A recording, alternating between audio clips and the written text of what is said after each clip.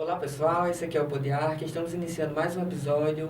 Esse aqui é o meu companheiro Augusto e esse aqui é o nosso convidado, o engenheiro Felipe Ramon. Sim, eu sou engenheiro civil pela faculdade de Ouro Preto, né? E sou também técnico em edificações aqui pelo CTA Natal e sou engenheiro de produção, né? Estou cursando ainda. Sim. E estamos aqui para Conversar, dialogar um pouquinho, trabalhar. contar um pouquinho sobre a história dele, né? Então vamos lá, vamos iniciar um pouquinho sobre a sua formação, o período quando você se formou, o ano, como foi o início da carreira. Certo. Nós tivemos início da carreira após eu fui militar durante 5 anos aqui na FAB, pude servir aqui na base aérea de Natal, e após essa saída da Força Aérea, eu fiz o curso aqui pelo CTA de Natal, técnico em edificações, e atuei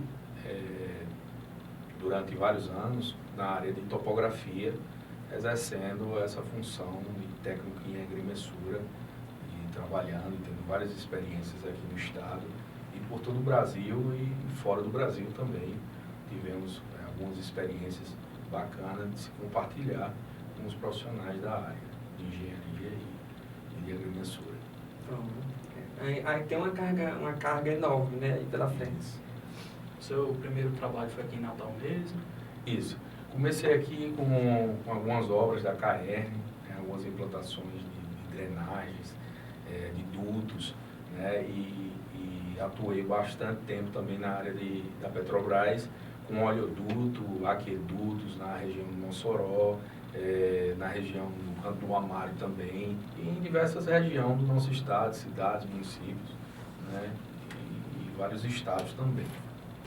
A KR foi, no caso, a primeira empresa onde você iniciou a carreira. Isso, eu prestei serviço para a KR, para a Poligás, pela empresa NAF e diversas empresas nessa área que prestou serviço.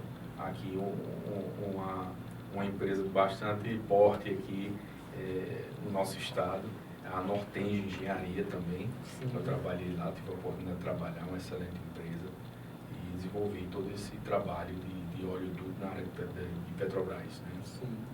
É todo aqueles projetos de encanação, né, que fazem os...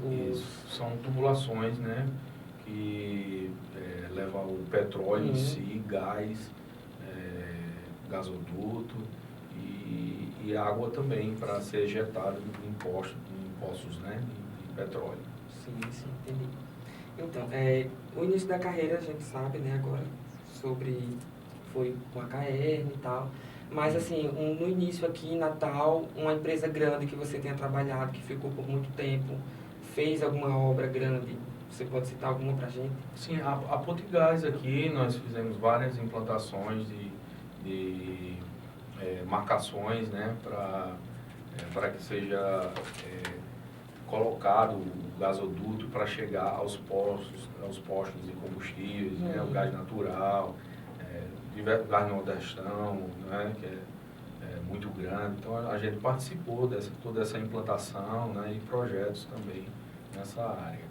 Você também foi responsável pela construção do novo aeroporto aqui de Natal, né? Sim, o aeroporto Aloysio Alves, na cidade de São Gonçalo do Amarante, nós tivemos uma grande parcela ali de poder cooperar junto com os profissionais da área de engenharia e de topografia. Fizemos a implantação ali de toda a estrutura, né, da fundação e drenagens, né, e vias, todas essas vias e drenagens nós tivemos ali presente, participando ativamente em todas essas atividades. Os acessos também até o aeroporto? Sim, os acessos também, nós estivemos lá realizando todas as implantações, né, e conferências, né, drenagens importantes, né, ali na própria pista de pouso e decolagem. As drenagens foram executadas por nós. por nós, quando você fala, é a empresa que você trabalhava na época. Isso. Na época era a minha empresa. Sim, a sua empresa. Sua própria empresa. Isso, minha própria empresa, que foi contratada pela Ingeport na época para executar esses cálculos e implantações lá no aeroporto. Teve algum desafio na implantação? Sim, tivemos diversos desafios, né? Foi muito importante, vale salientar que isso é muito bacana, poder ter participado disso no nosso estado. É muito importante para o desenvolvimento do estado, um aeroporto, um porto do Aloysio Alves. Aí, após esse aeroporto, você teve alguma outra obra grande aqui no estado? Sim, aqui no estado, agora recentemente, né, nós tivemos a implantação, né, desde o início, a implantação da malha de marcos georreferenciados, né, da linha roxa e da linha branca da ferrovia pela CBTU, né, sendo executada pela empresa Vipetro. A barreira roxa é que sai de Natal, Ceará-Mirim, São Gonçalo. A linha roxa, ela sai de São Gonçalo. Sim. Né? Ela tem uma extensão de quase 6 quilômetros, saindo dali do contorno, do retorno, né? Ali de Extremóis, seguindo a BR-101 até 6 quilômetros. Né? E a branca é a de Parnamirim? Isso, a linha branca é uma extensão de 22 quilômetros que atende, saindo de Parnamirim, atendendo a cidade, o município de São José do Mipibu e o município de Nísia Floresta, passando ali por trás do famoso Jardim Amsterdã, em Parnamirim, chegando até Nísia Floresta, a estação do Papari, de Nísia Floresta. Nós fizemos toda essa implantação de marcos, não é? Georreferenciados, geodésicos, e conferências de poligonais e execução também com drones, com o que há de mais moderno hoje no mercado. Certo. Existe a possibilidade da linha roxa ou da linha branca ter mais algum projeto para continuar, para aumentar? Sim. Nós ficamos sabendo que a CBTU ela tem esse projeto de expansão dessas redes ferroviárias no estado. Mas eu não sei como e quando isso se sucederá. Eu sei que a parte de levantamento inicial já está sendo feita por outra empresa, mas já está em execução. Acho que é um projeto de estudo ainda para essas implantações. Interessante. Tem também a obra do Oiticica, né? Da barragem. Sim. Tivemos uma experiência muito bacana no ano de 2018, onde eu fui convidado a fazer parte da equipe do Ministério da Integração Nacional. Hoje é o Ministério da Integração Nacional e Desenvolvimento Regional. Pude ter esse privilégio de ter trabalhado junto com o engenheiro Antônio de Pádua, de Deus Andrade, um excelente profissional de engenheiro civil, bastante técnico e competente no que faz. E nós tivemos a obra do Oiticica, né, na barragem do Oiticica, ali em Jucurutu. Ela estava parada por não haver recurso. E o ministro, na época, deu total atenção aos políticos do nosso estado, atendendo essa demanda de liberação de recursos, liberando aí, na época, 32,5 milhões de reais para executar a barragem. Vocês enfrentaram algum problema em relação a pegar uma obra que já estava iniciada? Sim. Quando você inicia, você já pega uma obra em andamento, né? Existem diversos desafios, né? Como checar toda essa implantação, entender como é que ocorreu essa implantação, os cálculos, como é que foram feitos, né? Entender, saber se obedeceram às normas, né? e pegar esses resultados e verificar toda uma checagem antes de se iniciar, dar continuidade a esse trabalho, né? Especialmente quando se trabalha com volumetrias e coisas... Com obra de grande porte. Exatamente, também, né? com obra de grande porte.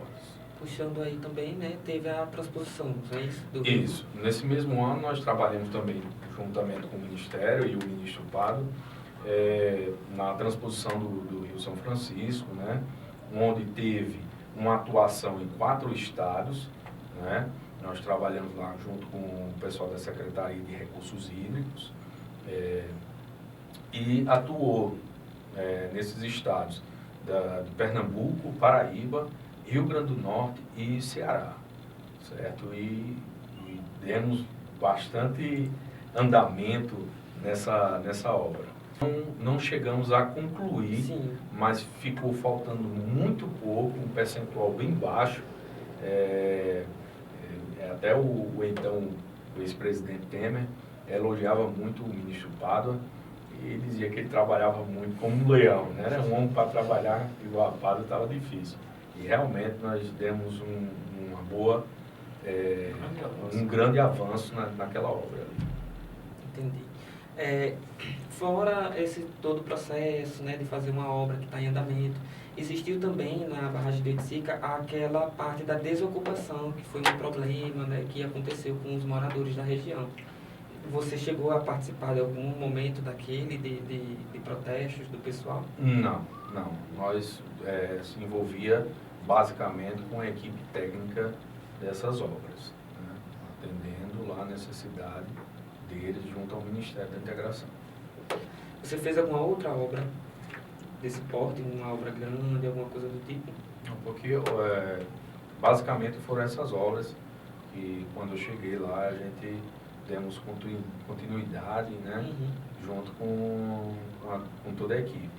E atendendo a demanda, né, de alguns acontecimentos, de outras demandas lá do Ministério, como Defesa Civil, né, alguns impactos que ocorriam, né, e se envolvemos também com a obra no estado do Pará, né, com algumas defensas e todo o Brasil, envolvia todo o Brasil, com obras de todo o Brasil. Falando do Pará, teve a obra do Guinness Book, né? Isso. Na sequência, eu tive a oportunidade, e posso dizer também um grande privilégio, junto ao ex-ministro, fui convidado para trabalhar com ele na Secretaria de Transporte do CETRANS, no estado do Pará, onde atende a necessidade de rodovias, né, e é responsável também pelas pontes, pelas obras de arte do estado, de todo o estado. E nesse momento aí, houve um incidente, né, lá onde uma balsa atingiu a ponte do rio Moju, chegando a colapsar a ponte, né, e literalmente ela foi abaixo. E o secretário Pádua, rapidamente, junto ao governador Helder Barbalho, ele atuou diretamente nisso aí e no propósito de acelerar a demanda da reconstrução da ponte, porque era uma obra de impacto muito grande ao Estado, porque atendia a necessidade de escoamento de grãos, né, e a necessidade de resolver isso com brevidade. E essa obra, ela foi realizada num período de 7 meses. É uma obra de grande porte, de arte, e uma ponte estaiada não é tão fácil de se fazer assim. E nós conseguimos lá atingir essa meta, e essa obra ela foi para o Guinness Book. Tempo recorde. Em tempo recorde. Inclusive, estava competindo junto com o pessoal da China. Aí nós conseguimos atingir essa meta. O Brasil bateu a velocidade da China, diga aí. Então, parabéns a todos os engenheiros envolvidos, né? Inclusive era uma empresa do nosso estado, né? Daqui, do Rio Grande do Norte? Do Rio Grande do Norte, a Gaspar Engenharia. Parabéns aí. Parabéns a Gaspar. A Gaspar e todos os envolvidos lá na obra, foi foi sensacional ter participado dessa obra. Falando em obra de grande porte, tem a questão do engordamento aqui da praia de Ponta Negra, né? Isso, exatamente. Nós tivemos, a nossa empresa esteve atuando na implantação de marco geodésico para essa obra, né? E a adequação para o DHN, né, da Marinha, para que seja feita a batimetria e a implantação de toda a obra. Então, nós tivemos aí essa parcela aí junto à Prefeitura, né, de Natal, por meio de empresas, né, e chegaram a nossa pessoa e, graças a Deus, executamos e a obra está aí. Está acontecendo. Exatamente, está acontecendo. Aí, dando continuidade em todas as obras, né, você teve um período em que você foi selecionado, né, os pré-requisitos e tal, para ir para Angola, né, isso? Explica um pouco mais para a gente como foi o processo de seleção e como foi a experiência lá. Exatamente. A gente, devido à nossa atuação no Estado, nós fomos selecionados para trabalhar no ano de 2009, para seguir para o país de Angola. Fiquei muito surpreso, porque foi fundamental para mim, para o meu crescimento, tanto profissional quanto espiritual também. E eu quero deixar bem claro aqui que o importante é a gente estar com Deus. Isso é muito importante. E Deus foi comigo e me trouxe, foi fundamental para mim, para minha vida, para minha família. Ele está conosco. Deus, amém. Então, aí você foi selecionado, né? Você passou quanto tempo lá? Isso, eu tive uma sequência de idas, né? Eu trabalhava lá 4 meses, tirava férias 15 dias aqui no país, no Brasil. E lá nós fomos convocados para realizar uma implantação de 16 pontos lá nessa obra de arte. De suma importância na autoestrada da EN100, que liga o Zaire, a província do Zaire, né, traduzindo para nós aí, o estado do Zaire, a capital, é uma autoestrada, e isso foi muito importante para mim.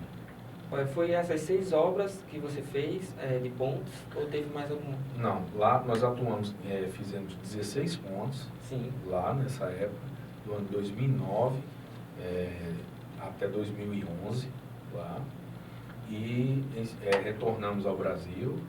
E em seguida, em 2015, eu fui chamado novamente para atender a necessidade de lá, para executar outras obras. E lá nós fizemos 80 quilômetros de estrada, no Catete Viana, né, uma província que é uma região metropolitana da capital de Luanda. E em seguida também fizemos um acesso ao porto, lá de muita importância, né? Esse acesso ao porto, o escoamento lá de todo o material.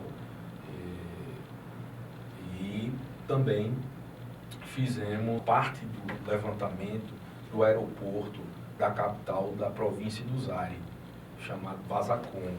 Tá? Então nós fizemos também essa atuação junto à empresa DAR, lá trabalhando junto com os libaneses. Interessante. Como foi a experiência de chegar em um outro país, com outra cultura, porque a cultura de lá é muito forte, né? Apesar de eles falarem português, né? Isso. Mas de Portugal é uma coisa totalmente diferente, né? Exatamente. É impactante, né? É impactante. Você viver, temos a nossa cultura, né? E você chegar em outro país da região africana e você se deparar com pessoas que realmente não falam português. Alguns não falam. Eles falam um dialeto local. Sim. Nessa região, na região norte da cidade do Soio, eles falam um dialeto chamado Kikongo, né? E eu falo algumas palavrinhas, aprendi lá com eles. E isso foi muito, muito bom para mim, né? E é muito bom também na nossa vida profissional. Mas quando você foi para lá, você falava inglês ou só português mesmo? Sim, falava português, só português, o inglês muito ruim, mas entendia algumas coisas, mas não tive nenhuma dificuldade quanto a isso. foi bastante importante ter participado dessas obras ali naquele país, né, onde o desenvolvimento tem chegado ali, graças aos seus governantes, né, tem chegado ali e é um país muito promissor na área de engenharia e que abrange toda essa nossa área. A engenharia que eles trabalham lá é diferente da engenharia que a gente utiliza aqui? Alguma coisa diferente? Existe? Sim, existe algumas normas, né? Eles não trabalham com as nossas normas, né? Eles têm as normas europeias que eles utilizam para realizar esses levantamentos topográficos, bem como os projetos são baseados nas normas europeias. Então é totalmente diferente da nossa. Totalmente diferente. E o baque deve ter sido grande, né? Sair daqui para lá. Sim, é muito impactante, né? A gente sair aqui da nossa capital e Natal. Eu amo essa cidade, eu amo esse estado e chegar ali na capital de Luanda. Outra cultura, é um país que estava vivendo uma pós-guerra, né? Então, muita coisa destruída, muita coisa ainda por se fazer, para se trabalhar, pra você ter ideia, para se trabalhar na área, você tinha que esperar os russos fazer uma desminagem no local para você poder chegar. Era proibido o profissional, o engenheiro, o topógrafo, né, ou o gerente de obra ir para um local sem que houvesse essa desminagem na área.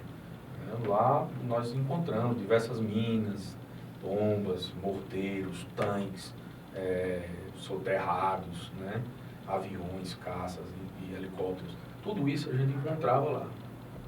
Por que você decidiu voltar da Angola? Eu fui muito novo, né, para Angola. Eu tinha 24 anos, mas eu já era casado, né, e não me arrependo disso, né, e eu já era casado e a gente tinha um desejo de ter filho, enfim. Uma dessas minhas vindas aqui, a Ítala, minha esposa, e hoje eu também quero até aproveitar o espaço e parabenizar ela pelo aniversário dela. Eita, parabéns. Muito importante para mim, esse espaço aqui que a gente está tendo junto com vocês da universidade e ter essa oportunidade de homenagear ela também. Ela foi muito importante na minha vida. E a vinda de Angola, nós decidimos porque ela engravidou, não é? Nesse período que eu estava aqui com ela. Ela engravidou e ia nascer o nosso primeiro bebê, o nosso primeiro filho. Então eu tomei a decisão de vir e ficar com ela nesse período. E a gente ficou nesse período com ela. Até 2015, de 2011 a 2015, o Gabriel nasceu e em seguida a gente teve que retornar para lá, porque foi uma oportunidade muito boa, foi uma experiência muito bacana da primeira vez, então da segunda também seria, e foi muito bom para mim e para minha família. Tenho muito a agradecer ao país de Angola. Como foi a segunda ida, né? Porque aí já tinha um filho, Isso. Já tinha a expectativa, já estava com 2 filhos. Já tinha o primeiro e tinha acabado de nascer o segundo, né? Então isso aí para mim foi muito bacana e ao mesmo tempo desafiador, impactante, né? Porque tinha nascido o Miguel e eu saí daqui do Brasil, Miguel tinha 3 meses de idade, então isso para mim foi pior do que a primeira vez, né? Mas conseguimos, vencemos, eu juntamente com ela, e foi muito bacana para mim. Tem que ser muito centrado, viu? Tem que ter muita fé. Tem que ter muita fé. Exatamente. Foco, né? Isso. Tem que se ter foco e tá bastante centrado, né, no que quer fazer e fazer com amor, né? Eu sou engenheiro civil, mas eu atuo mais na área de topografia porque eu tenho mais amor para essa área da engenharia Então, é muito bacana para mim. Eu me sinto satisfeito. Quando estou em campo, eu fico satisfeito. Feliz. Eu fico feliz, entendeu? Já surge aquele brilho roxo, entendeu? Quando está em campo. Já passou, lá em Angola no período, passou algum perrengue, alguma situação complicada? Sim. Que sim. conseguiu desdobrar e Sim. venceu? Na primeira vez que eu saí daqui, em 2009, a empresa tinha uma dificuldade, não por parte da empresa, mas por parte do país, né, em si, conseguir a liberação do visto de trabalho. Então, a gente saía daqui com visto de turista. E quando chegava lá, dava entrada junto aos órgãos lá do país para emissão do visto de trabalho. E isso demorava alguns meses, não era tão rápido quanto hoje. Hoje já é bem mais rápido. Antes não era tão rápido assim. Então se demorava aí 3, 4 meses, 5 meses para se ter esse visto. Então às vezes acontecia que o profissional ficava de forma ilegal no país. Em relação ao plano de saúde, como é que funcionava lá, né? Porque é outro país, é outra cultura, é um país que passa por um processo de vacinação muito lento, né? Então, como é que funcionava? Isso. Até para sair daqui do país, a empresa exigia e exige diversas vacinas, né? E a gente leva isso para lá, mas a empresa também tem um plano de saúde junto, é um seguro-saúde, e esse seguro-saúde cobre todas as despesas médicas, né, hospitalares, enfim, né, nessa área de saúde, tive toda assistência lá, bacana lá pela empresa. Teve alguma situação em relação à vacinação, alguma doença que aqui a gente tem vacina, lá você contraiu? Sim. Lá eu tive o desprazer de pegar, né, a malária, né, por essa doença, mas tive todo o atendimento, né, todas as medicações necessárias, mas sofri bastante lá com essa malária. E ainda mais as pessoas estando em outro país, sozinho, né? Exatamente. Sozinho, sem a família, para poder dar apoio. Cheguei até a ficar internado 15 dias lá, numa clínica na Cidade do Sul, sem ninguém, né? E fiquei bastante preocupado, a gente fica bastante preocupado.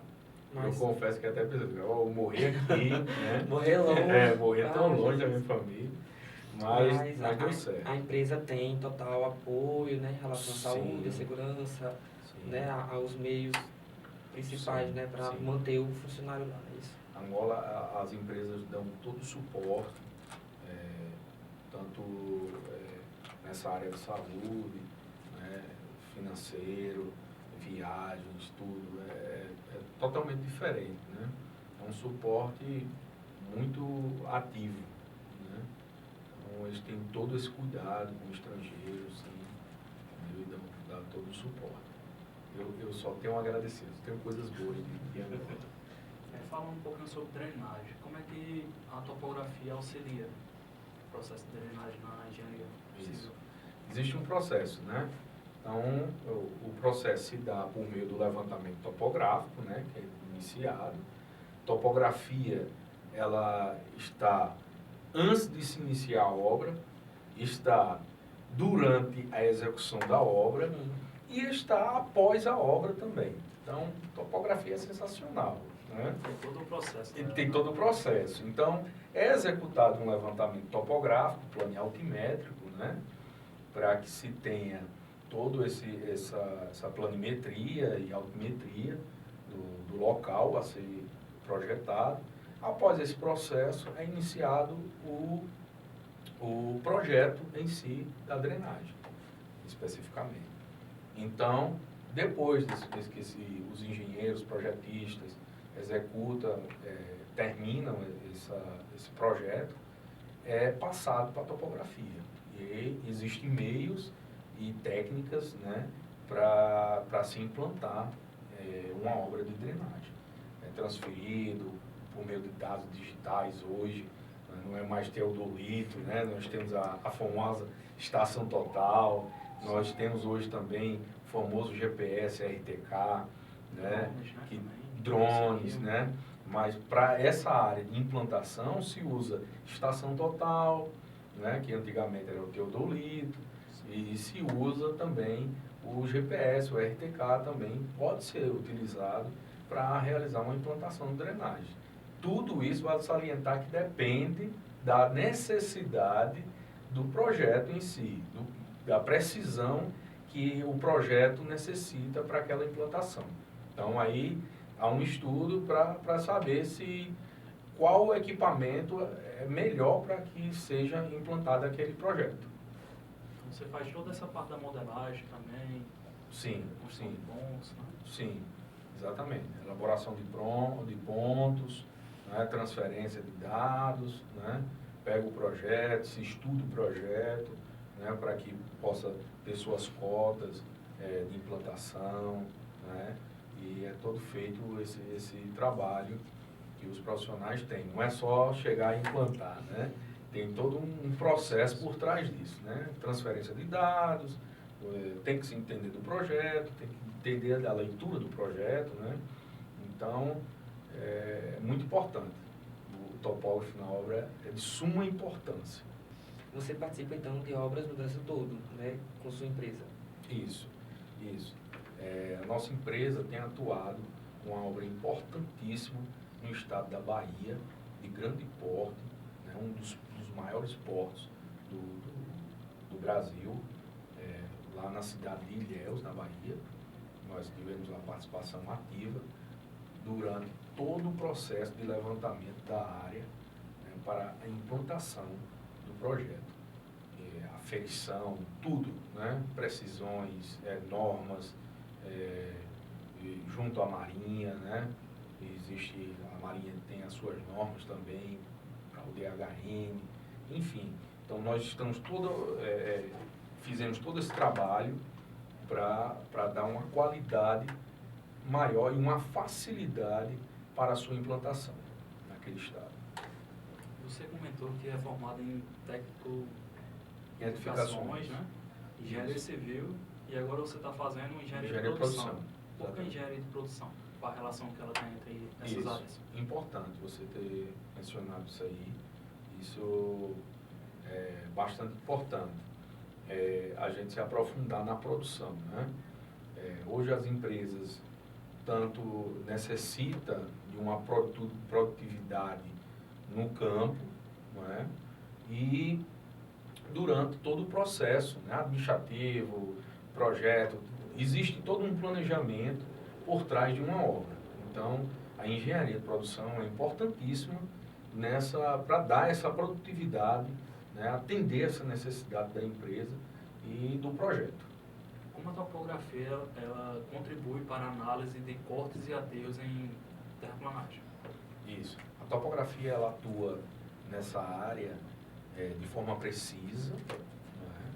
Hoje, com a utilização dos drones, é bem mais preciso do que um levantamento topográfico, né? Onde você pode tirar um exemplo, aqui eu posso dar um exemplo, com estação total, você vai pegar aí, por exemplo, 30 pontos, 40 pontos em uma área que tem um certo volume, um exemplo. Sim. E com o drone, você tem milhões de pontos nessa mesma área. Então, a precisão é bem maior do que uma estação total, ou do que um GPS. Então, a volumetria sairá com o drone, no caso, sairá bem mais precisa. Então, a topografia, ela atua nessa área, calculando essas volumetrias de saída, né, de cortes e aterros, bem como também um projeto já menciona essa volumetria. E a topografia chega para confirmar essa volumetria, se foi exatamente o que foi projetado ou não. Né?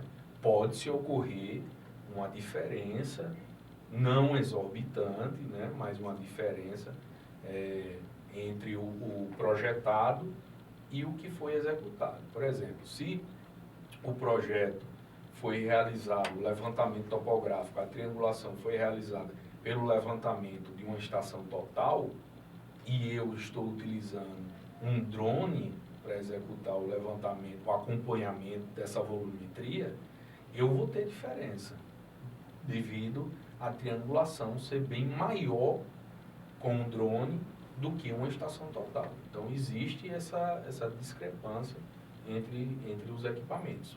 É por isso que eu mencionei antes que tem que ser estudado como é que vai ser executado esses cálculos. O que é melhor, o que se adequa melhor àquele projeto. Uma estação total, um RTK, um drone, um laser scanner, um LIDAR, um drone acoplado com uma tecnologia LIDAR, scanner, né, que é bastante preciso, e aí em média uma precisão de 3 milímetros, um levantamento desse, com um drone, com LIDAR, então é bastante preciso. O escritório já teve, não foi? Com precisão de 2 milímetros, né? Em projetos, né? Exatamente. Usando drone, né? Drone.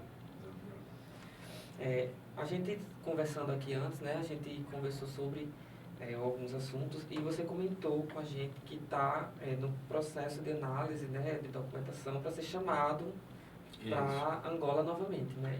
Isso, nós recebemos aí, graças a Deus, pela nossa experiência e competência profissional, recebemos mais uma vez um convite, né, para trabalhar fora. E nós estamos no aguardo, né, desse convite, né, dessa finalização, né, de contratação. Eles convidam você, a empresa convida você, é a mesma que convidou anteriormente? É outra empresa. Outra empresa. É outra empresa. Ela abre processo, você se candidata. Isso, aí processo. Ela analisa e chama, né? Exatamente. E aí segue aquela situação também que há profissionais que me conhecem aqui, me conhecem lá, e têm o desejo de trabalhar comigo lá, e aí eles... Sabe do seu potencial, né? Conhece o trabalho. Exatamente. E aí a gente tem o desejo também, né, de voltar, né? E já que Angola foi um pontapé, né, para a abertura da empresa, da nossa empresa, e foi muito importante, teve uma importância. Foi um marco muito importante no período, no processo de profissionalismo. Exatamente. Né? Como pessoa também, em relação à família, né? Também teve um ponto muito forte. As obras que você tem para fazer lá, né, nesse novo processo, são quais? Lá existe a possibilidade de obras de arte, né? Essas obras civil, né, como a gente chama aqui no Brasil, e existe também a possibilidade, porque a engenharia é um ramo onde existem diversas vertentes, né?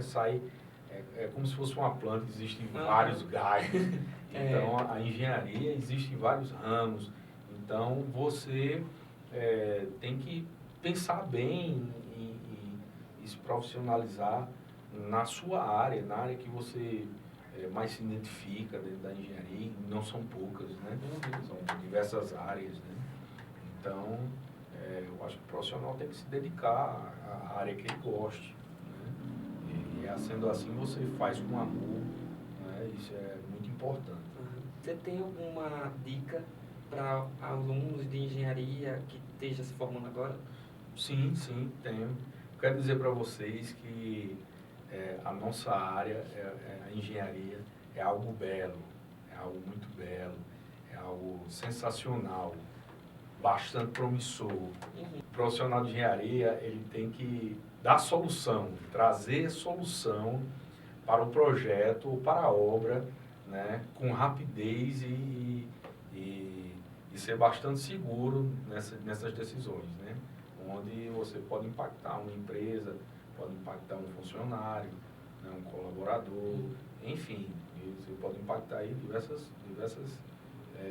pessoas, né, que estão envolvidas nesse processo. Então, o engenheiro, ele traz a solução para a sociedade, né, e eu quero dizer para vocês que não desista, né, não desista. né? Estude e procure sempre estar se atualizando. Existem diversos programas, né? E é bastante promissor. Não desista, vai dar certo. Já deu certo. Já deu certo. Né? O Brasil tem uma diversidade de obras, né? Aí em andamento. Então, um engenheiro civil, um engenheiro ambiental, né? Um engenheiro elétrico, né? Tem o nosso estado aí que está chegando bastante energia eólica, né? Energia limpa. Então, o engenheiro, ele tem aí todas essas diversidades da engenharia. E siga, não tenha medo, vá em frente, não é? Se for para outro estado, vá, corra, vá atrás. Se for para outro país. Se for para outro país também, siga em frente, né? E é isso aí, né? Não há nada impossível, né? Sim, tudo é possível quando se quer. Né? Você enfrentou nesse período de volta de Angola para cá alguma diferença? Sofreu para entrar no mercado novamente? Sim, eu fui, tive, não é diferença,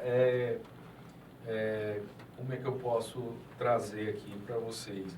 É algo que você já está adaptado, não é? Aquelas normas, aquela metodologia de execução, de planejamento, não é? E já está adaptada à empresa.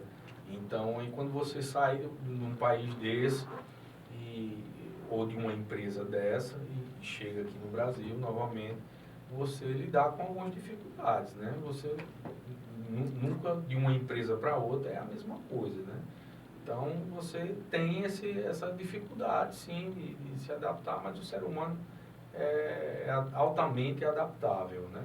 Então, eu acredito assim que você pode ter alguma dificuldade no começo, mas depois você leva aí e é como eu disse, né? O engenheiro é para trazer solução. Você tem que trazer a solução, tem que resolver o problema, né? Da melhor maneira possível, né? Diminuindo os impactos, né? E executando aí da melhor forma possível a obra em si. Falando na questão do impacto, como a pandemia impactou as obras que você estava ou ia começar? Isso, essa pandemia ela foi bastante complicada, né, de se lidar, né, porque tivemos aí logo no início, né, tivemos que parar, né, algumas pessoas tiveram que ficar em casa, né, o engenheiro em si, todo mundo, cada engenheiro na obra, né, tem que, entendeu? Então você tem que estar aí atento a isso aí, a obra não pode parar. Mas devido a essa situação, né, uma situação que a gente nunca, a nossa geração não tinha visto, né, o que ocorreu no país e no mundo, né? Foi um impacto mundial. Teve bastante impacto, né? E os países aí, principalmente empresas, né, impacto econômico aí gigantesco, né? E aí esses governantes tiveram que trabalhar da melhor forma possível para conseguir contornar essa situação. E graças a Deus estamos saindo dessa, né? Graças a Deus. O órgão responsável por isso anunciou o fim, né? Sim. O fim entre aspas, mas e graças a Deus as coisas estão melhorando, né? E eu acredito que a gente tem que ter esperança, né? Há algumas pessoas que dizem que a esperança é a última que morre, né? Mas biblicamente não, a esperança não morre. A esperança está ali sempre. Você pode ter um período de dificuldade. Nós passamos por isso aí, o mundo inteiro passamos por isso aí. Nós fomos abatidos por essa pandemia, mas não fomos destruídos, seguimos a vida e estamos aqui para trabalhar, enfrentar novos desafios, né? E tocar a vida para frente. É isso que a gente tem em mente. Você estava com alguma obra grande nesse período? Nesse período eu estava na cidade de Belém, do Pará. Estava trabalhando lá na Secretaria de Educação, né, onde a gente efetuava as fiscalizações de algumas obras do BID, né, que é um Banco de Desenvolvimento. Né. Então, o governo do Pará conseguiu esse financiamento financiamento e nós trabalhamos lá em mais de 700 escolas, né, restaurando e construindo novas escolas em locais e realmente você acha que no Brasil não tem, você se engana. No nosso estado, nosso país em si, tem várias áreas aí de diversas dificuldades de acesso, acessibilidade. Não se tem acessibilidade, né? Por exemplo, lá no Pará eu tive que visitar uma construção de uma nova escola numa cidadezinha chamada Terra Santa, que lá só chega por barco ou por helicóptero. Não tem aeroporto, né? Não tem estradas que cheguem lá, então são 18 horas de barco, 18 horas dentro de um barco, né? Saindo de Santarém até lá, para poder se executar um trabalho. Então existe toda uma dificuldade logística, né? De levar esse material até lá, transportar a areia, transportar o cimento. Tudo por barco. Todo o material envolvido na obra é difícil de chegar porque não existe barco todo dia, toda hora.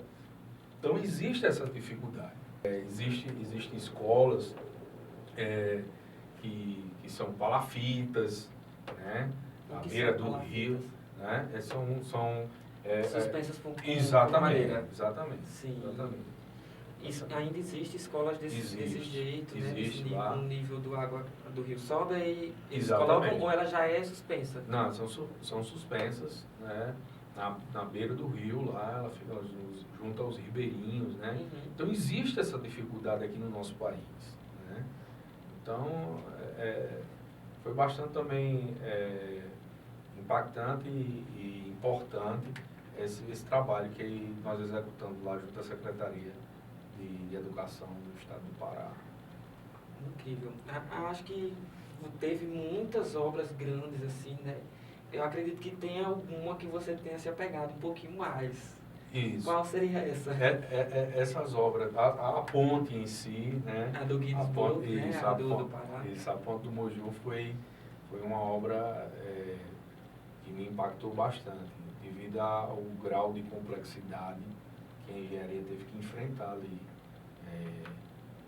Não é normal você estar no rio, onde a água sobe aí 4, 5 metros, né? Em questão de 1 hora. Né? E existe o detalhe da correnteza, né? As correntezas lá, nesse local, chegava aí a 20 nós, né? Então, é difícil, porque existia escombros ainda da ponte, né? O tabuleiro ainda estava dentro do rio, e havia necessidade de se tirar esse tabuleiro lá dentro. Então, foi um grau de dificuldade bem complexo, mas graças a Deus foi uma obra que marcou. Uma obra que marcou. Foi. Incrível. Falando mais sobre essa obra, como é que funcionou todo o processo assim? Porque ela é uma ponte, né? Existe para uma obra com cimento a curação do cimento, né? Para poder, vamos supor, dar continuidade, né? Isso. Como é que funcionava essa parte lá? Isso. Existem metodologias, né? Hoje bastante conhecidas dos engenheiros civis e demais, que existe essa metodologia de se instalar, executar as fundações, né? Desse bloco que irá ser construído. Sim. E existem metodologias para poder tirar aquela água ali daquele local, para poder realizar a concretagem, né? Existem diversas tecnologias na área de concretagem, né? Então, foram aplicadas isso lá e tivemos lá o projetista, o doutor Pedro, doutor em engenharia da Universidade de São Paulo, da USP, né? Quero também agradecer ao doutor Pedro por ter participado juntamente com o secretário Pardo e ex-ministro, lá juntamente com a gente, e foi de suma importância, né? Eles lá, e foi um sucesso total. Lá nessa ponte também tivemos, porque o escoamento não podia parar. Então, junto à obra, junto à obra, era a obra acontecendo e tinha que ter o escoamento. Então, o governo do estado, junto ao governador, realizou uma operação lá com as embarcações para fazer essa passagem, né, das carretas, dos veículos para outra margem, né? Foi contratado isso, em balsas e realizou esse trabalho lá junto, isso aí. Aí toda a equipe, né, equipe de mergulho, para amarrar os cabos lá, para tirar esses tabuleiros lá, mais de 20 toneladas dentro d'água, né, para se tirar. É toda uma dificuldade, mas graças a Deus, em geral, altamente competente e conseguiu com sucesso. Você acredita que a engenharia, mais voltada para a topografia, ela está crescendo aqui no estado, tende a crescer mais para, tipo assim, quem está estudando na área? Sim, o nosso estado, com todas essas obras aí novas chegando, né, da energia limpa, seja eólica, ou seja, em qualquer obra que envolva a engenharia, o topógrafo tem que estar ali presente. Então, existe aí uma infinidade de obras aqui no estado, não só no estado, né, em todo o país. Então, a área de topografia é promissor, né? É promissor. E colocando isso aí junto a um profissional de qualidade, onde o profissional procura estar sempre se atualizando das normas, de novos cursos, né? Cursos fora, seminários, né?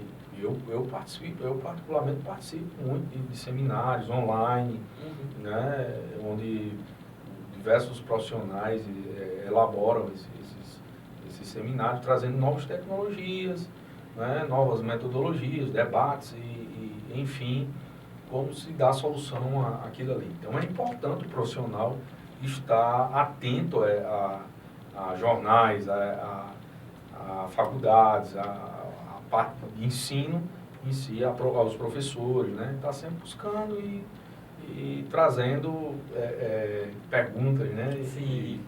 E é isso aí. A gente vai se desenvolvendo, um ajudando o outro, na topografia, na engenharia, em projetos, enfim, infinidade de coisas que a engenharia traz. Então, a gente está aqui encerrando, né? Já está dando a hora de encerrar o nosso podcast. Foi um prazer receber você aqui, contar um pouco das histórias, das experiências e de empolgar, né? Porque eu acho que uma história como essa, de várias viagens, empolga para quem está estudando, para quem está iniciando aí a carreira.